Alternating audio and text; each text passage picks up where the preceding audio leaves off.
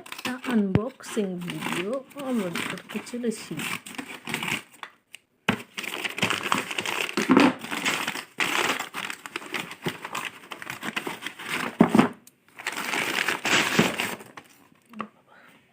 কত কাগজ,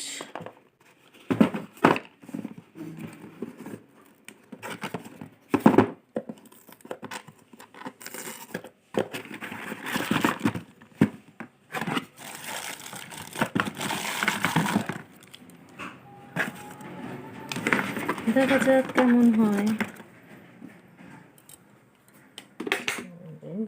আগে